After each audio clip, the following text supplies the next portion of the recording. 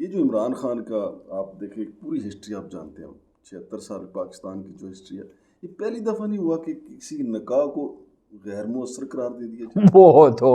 عاصم الحکیم ایک مشہور عالم دین ہے سعودی عرب کے، انہوں نے اس پہ کسی نے ان سے پوچھ لیا، بعض علماء جو ہوتے ہیں نا وہ ذرا طبیعت کے سخت ہوتے ہیں جیسے باقی لوگوں میں بھی تو انہوں نے کہا، ویسے ہم بھی کئی دفعہ کہہ چکے مگر ہمارے کہنے سے تو کوئی کچھ نہیں ہوتا نا۔ اگر عدت میں مفتی منیب صاحب سے میں نے پوچھا تھا، بلکہ انہوں نے خود فرمایا تھا، ایک دن بات ہوئی ان سے ٹیلی فون پہ، میں نے کسی چیز کے لیے فون کیا تو انہوں نے کہا یہ لوگ اعتراض ہے، پرانی بات ہے 3-4 سال پہلے کی، یہ کچھ لوگ اعتراض کر رہے ہیں عمران خان کے نکاح پہ، تو اس کو بتاؤ کہ اگر اس میں خطا ہو جائے، شبہ ہو، ایک دفعہ نکاح پھر پڑھ لیا جاتا ہے۔ عاصم الحکیم نے کہا کہ یہ اس کی تو شریعت میں کوئی سزا ہی نہیں ہے، بس یہ ہوتا ہے کہ دوبارہ پڑھ لو بس۔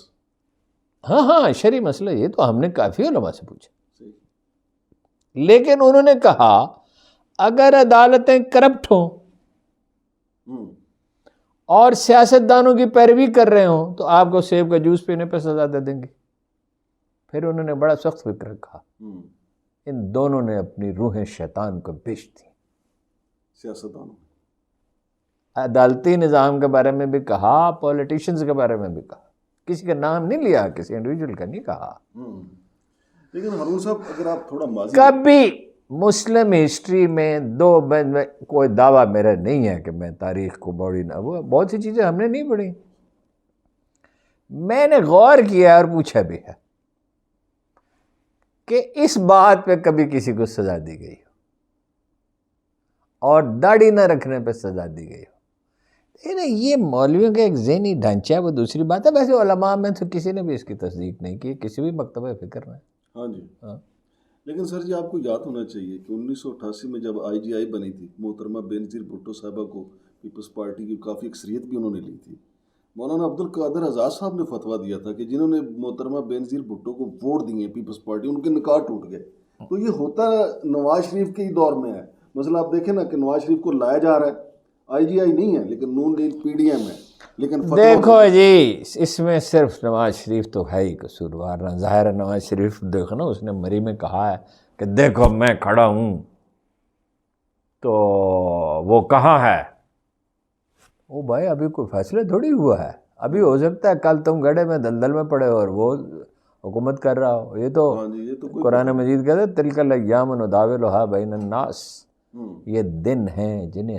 ہم لوگوں کے درمیان حرکت دیتے، وہ کیا پتہ چلتا ہے کب کوئی آئے گا کب کوئی جائے گا۔ تو یہ حرکت تو انہی کی ہے، ان کا مزاج بھی انہی کا ہے، لیکن دوسروں نے مدد کی نا، اگر عدالتی نظام نے مدد کی نا، جج سہولتکار بنے نا، اور ججوں کو کون انفلوئنس کر سکتا ہے، یہ کہنے کی ضرورت نہیں ہے۔ ہارون صاحب یہ بتائیے گا مجھے کہ فوج آپ کی بھی ہے ہماری بھی ہے، ظاہر ہے قربانیاں سے ہمارے بھی بہن بھائیوں نے دی، ظاہر ہمارے ہی بھائی ہیں، مطلب کون ہے آپ کا، میرا کوئی کزن ہوگا کوئی یہ ایسا ہوگا۔ اس دور میں کیا ایسا طریقہ ہو کہ ہم اپنی فوج کے جو سربراہ ہیں ان کے نیچے، پھر ان کے نیچے جو مین فیصلہ ساز ہیں ان سے کہیں کہ اللہ کا واسطہ ہے ہماری فوج کی بے توقیری نہ کریں؟ نہیں دیکھو اصولی بات ہے، ہم ان سے یہ کہہ ہی سکتے ہیں، انہیں توجہ ہی دلا سکتے ہیں نا، باقی دیکھیں ہوتا پتہ کیا ہے، اب کبھی روح تاریخ انسانی میں 40,000 سال پرانی ہے یا 80,000 سال پرانی جتنی بھی ہے، کسی شخصیت کا آپ تصور بھی نہیں کر سکتے جو رسول اللہ صلی اللہ علیہ وسلم جیسی، جس کی یعنی اتھارٹی ہو اور ان جیسے فضائل ہوں اور جیسا ان کا اکرام کیا جاتا تھا اس زمانے میں بھی اور آنے والے زمانوں میں بھی، تاریخ انسانی میں کوئی ایسا آدمی کبھی پیدا نہیں ہوا، کوئی معادلہ ممکن نہیں، سوال ہی نہیں، کبھی کسی نے سوچا ہی نہیں کوئی۔ اب دو آدمی جھگڑ رہے ہیں،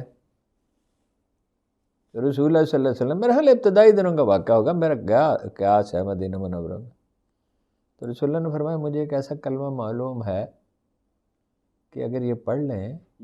تو ان کا غصہ ٹھنڈا ہو جائے، اس طرح کے الفاظ ہیں، مجھے ایگزیکٹ الفاظ نہیں یاد۔ تو ایک آدمی بھگا ہوا گیا، بھائی آپ نے فرمایا ہے، ہاں صحیح بات ہے، وہ بہت بڑی بات ہے پھر آپ نے فرمایا۔ وہ گیا تو وہ اس آدمی سے بات کی تو روایت یہ ہے کہ اس نے کہا میں کو پاگل ہوں، مطلب میں اس کو مطلب ہے میں حق کو، وہ تم خدا کے بندے اللہ کے رسول فرما رہے ہیں تو تم فوراً پوچھو وہ کلمہ کیا ہے. ہاں؟ آدمی جب ہیجان میں ہوتا ہے نا تو اس کی سوجھ بوجھ کا جو چراغ ہے نا وہ بجھ جاتا ہے. یہ میں نہیں کہتا، یہ جنرل بات نہیں ہے، یہ وہ کہتے ہیں کہ انسٹنکٹ، یہ جبلت غالب آتی ہے. یہ ڈیسیژن میکنگ برین نے کہا آدمی جو نا چوری کرنے جا رہا ہے یا گندا کام کرنے جا رہا ہے، خیانت کرنے جا رہا ہے، کسی کو دھوکہ دینے جا رہا ہے کچھ، تو اس کا ذہن اسے کہتا ہے نہ کرو، اس میں رسوائی ہو جائے گی. بالکل صحیح. لیکن جب وہ تلا رہتا ہے تو ایک وقت آتا ہے کہ وہ جو ڈیسیژن میکنگ برین ہے نا وہ کام کرنا بند کر دیتا ہے، غصے میں اور کئی کیفیات میں. تو یہ جو لوگ جنہوں نے یہ پلان بنایا یہ کتنا ناقص پلان ہے.